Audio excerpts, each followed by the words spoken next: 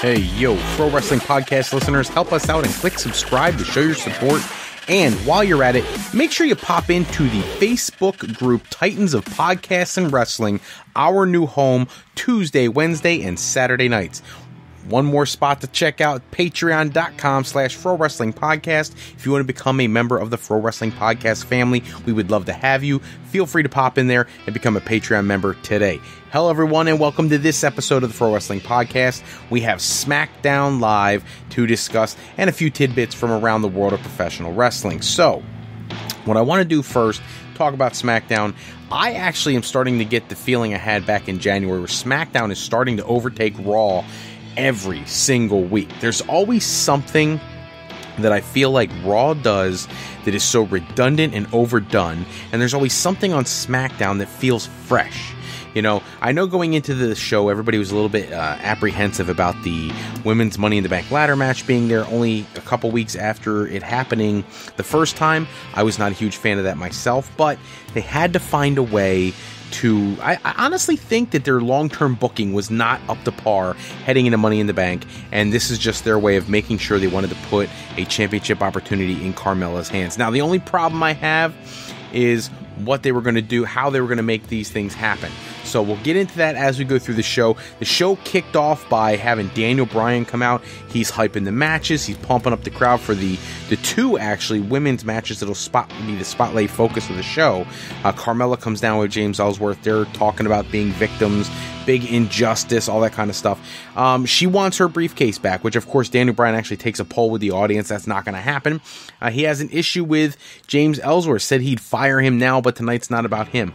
I'm just saying, I hope they fire the guy anyways, because one, he was better on the independent scene because he actually got to wrestle, and this, what he's been doing for the last 6 months is just worthless to me. Once he finished up the Dean Ambrose angle, I really had nothing left for him anyways, but for this, the purposes of this episode of SmackDown, he ends up, Daniel Bryan sends him home, he's banned from the building. Remember that for later, because I have a commentary on that I'm a little frustrated with WWE and their nonsensical stuff that they do sometimes. Our first actual match, the Hype Bros versus the Usos. If the Hype Bros win, they get a tag title shot. Very slow match, to be perfectly honest with you. There's a little bit of time there where you got to see Zack Ryder try to get some offense going. Very little in the way of seeing Mojo Rawley get involved. He had some moments early in the match, but he kind of faded. He was really not even involved at the end of the match. The Usos end up picking up the win, coming out of a commercial break. They're only on for a few seconds before they get the win.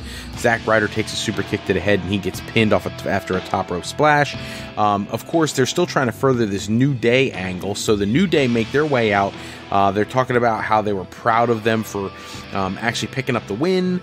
The Usos, they've got some banter going back and forth. They already beat them at Money in the Bank, but at Battleground, New Day challenged them to another match, which the Usos, they don't really want to do, but they're going to take the match. So we're going to see the Usos take on the New Day again at the Battleground pay-per-view.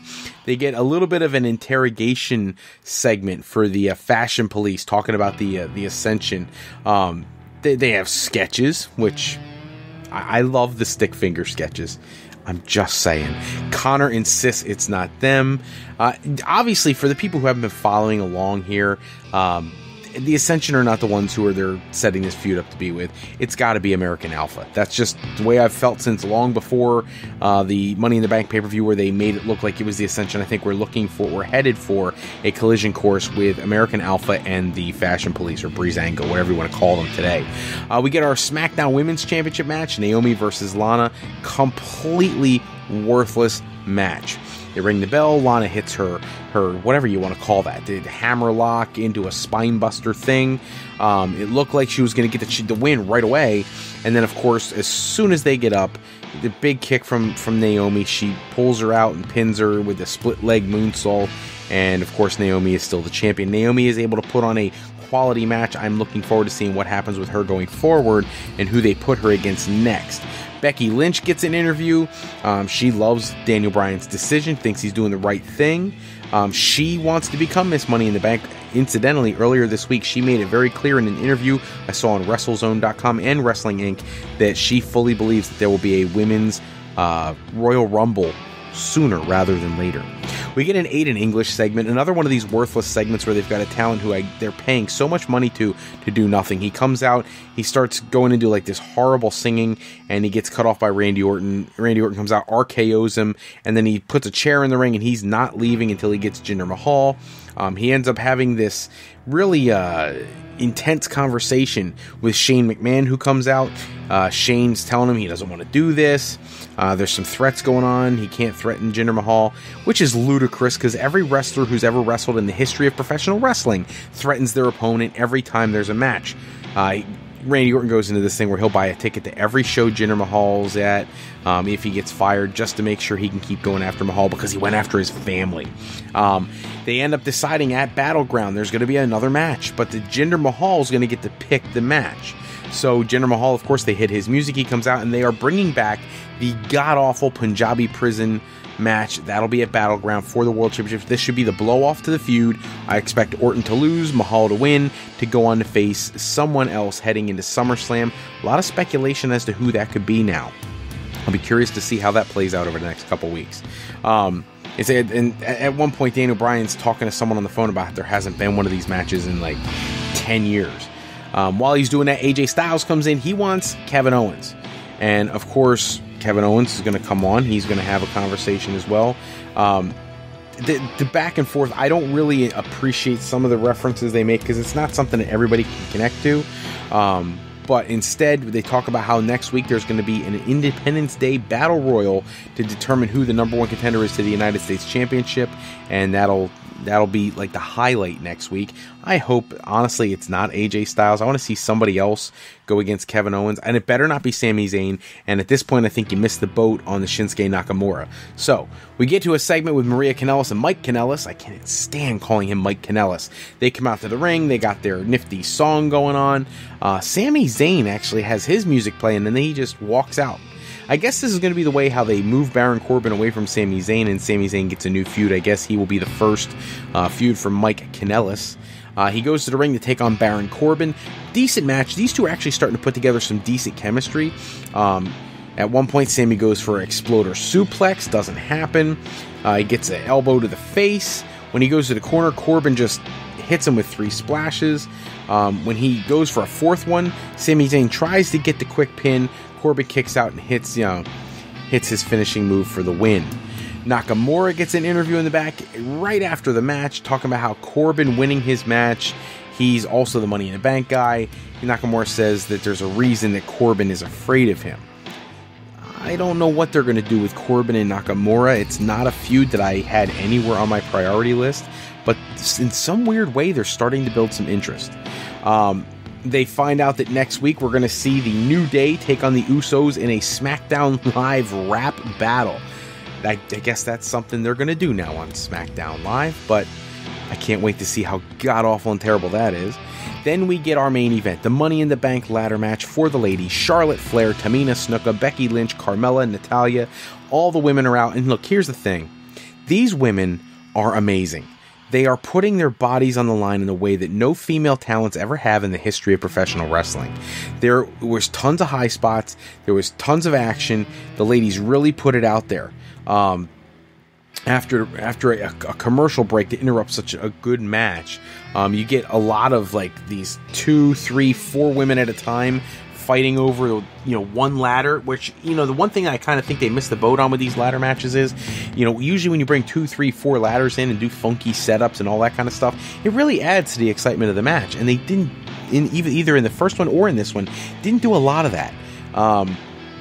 Charlotte gets a shot at grabbing the briefcase at one point.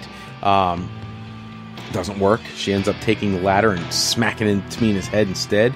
I think those two could really put on a great program, Charlotte and Tamina. And I think that would be the kind of feud that you would need to reestablish Tamina as a legitimate threat to someone as good as Charlotte. Natalya and Becky end up teaming up for a little bit to take out Tamina with a double powerbomb. But then, of course, Natalya turns on Becky Lynch. They put Carmella in a sharpshooter. Charlotte breaks it up with a super kick. Like, there's just action going on everywhere. And here comes James Ellsworth coming through the crowd. He throws Carmella into the ring, sets up a ladder. He starts to climb. Becky Lynch comes over and knocks over the ladder. Ellsworth straddles the rope. You know, that spot you've seen a million times. The only thing that would have been funny is if she would have bounced him up and down on the ropes a few times. But Carmella ends up taking out Becky Lynch. Some people are thinking that, you know, there may be a legit injury happening right there. Becky tries to climb, but her knee wouldn't hold up. Carmella ends up, you know, hitting her steel chair over and over again, and then she climbs up the ladder, gets the briefcase, and takes it down. So the winner and Miss Money in the Bank is Carmella, as was the case after the original pay-per-view. Now, I don't have a problem with that. I actually think that's a great way to go. My issue is that they keep doing this thing where James Ellsworth, if you're banned from the arena, you should have no impact on the match. Giving him the opportunity to interfere in the match only takes away from the credibility, once again, of this high-profile program that you're trying to put together, bragging about the women who have never had an equal opportunity, finally getting to show the case their talents in a ladder match, in a Money in the Bank ladder match. This was a bad idea. They really should have just left it a clean win. And Carmella has established herself enough. She's believable. She could pull that off. So, I don't know. I really would prefer to see something better happen there. 205 Live, relatively boring tonight for me personally. They had a good match with Jack Gallagher and Brian Kendrick, but to be honest with you, I feel like Kendrick, his career is running out of steam, slowly but surely. He's very methodical, same stuff, every match. Jack Gallagher picks up the win by disqualification. I'm just not a big fan of the DQ wins and all these like schmaz endings, and there's just not for a cruiserweight match, not a very good match itself. Drew Gulak is on the show talking about his no high fly zone, which I find so funny coming off of the Randy Orton issues about diving. Mustafa Ali interrupts him. They're having their own argument back and forth. He wants something exciting. He wants something that's going to really like wow the fans. But then, you know, the reason Gulak hates high flying is because he can't fly, which would be wonderful to see if he could. So, Mustafa Ali versus Drew Gulak is going to be the next match. As they come out, a couple exchanges, nothing. They're trying to keep it more mat wrestling. I think that was intentional by design. They get to the top rope. Gulak sends the high flyer crashing to the mat, and then he made a mistake in letting his words get the better of him. Gulak climbed the ropes on wobbly knees and flew off the top. The problem is that it was empty. There was nobody there. You have Mustafa Ali grab him, roll him up, and get the win. So I actually love that Mustafa Ali actually got a win because I like him. I think he's a lot more talented than we're getting to see. So we'll have to see. Noam Dar is out. He apologized to Arya Daivari. He dumped his $15,000 bag in a river last week. Daivari says he doesn't care about the money. It's nothing. It's not a big deal to him.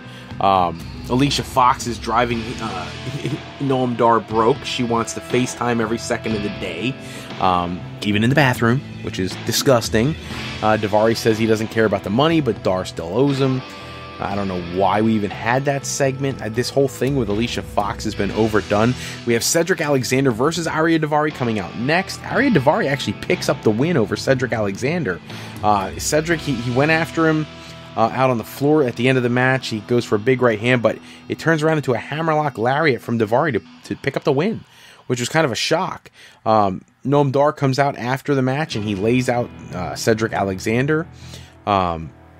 It was I didn't have a good vibe from this.